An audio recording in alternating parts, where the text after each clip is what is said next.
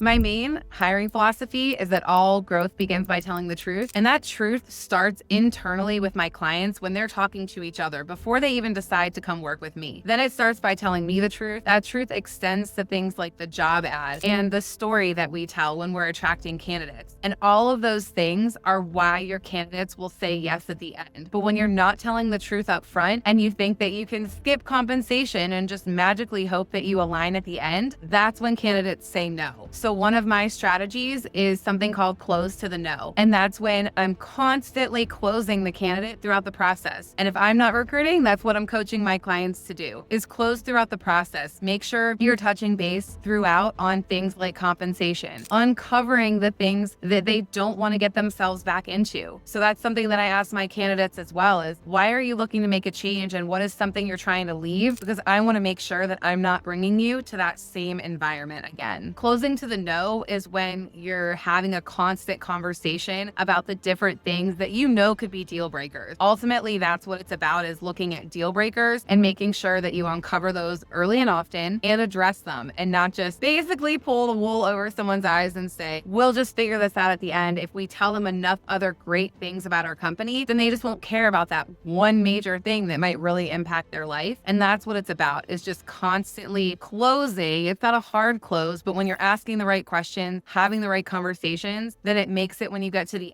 end, the acceptance is a natural extension of the process and not this hard close that you have to make to convince someone that they should now just come join your company. Well, the problem is that not all sales leaders sell that way. And so if they close hard, if sales leaders are aggressive closers, then they're likely going to try to take that same mentality into closing a salesperson that they're looking to hire. I've had teams tell me that they've been coached in the past to not tell the truth. And so it's something that I right off the bat proactively tell my clients in the beginning. This is the philosophy that I stand on. This is the hill I will die on. And this is how we will approach our entire hiring process together. If you disagree with this, let me know now. And so it's part of expectation setting with my hiring managers from the get-go that makes it so we're on the same page. So when I'm out there telling the truth, they're not saying why are you doing that?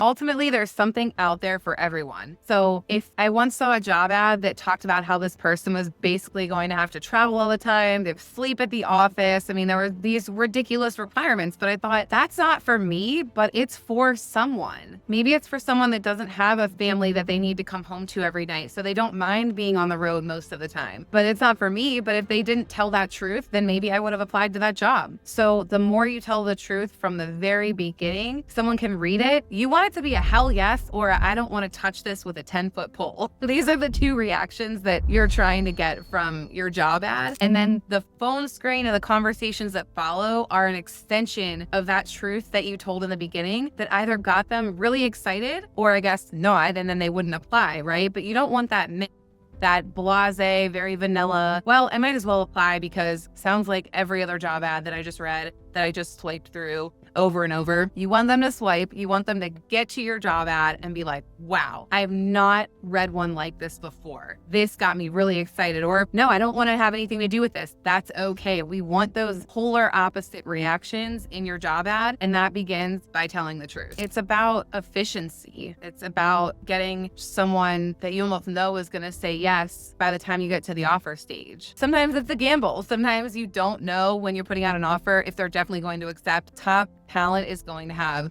multiple offers on the table likely at any given time, unless they're just so enamored with your company that you're the only place they're looking or considering. But otherwise, this whole approach is about efficiency. It's about knowing that someone is going to say yes at the end. And ultimately, that saves you time and money from having to start over, because oftentimes people will stop recruiting when they think that they found the right person instead of continuing to recruit until the person has said yes and not stopping until that happens. If you're ready for a hiring process that actually works, let's talk.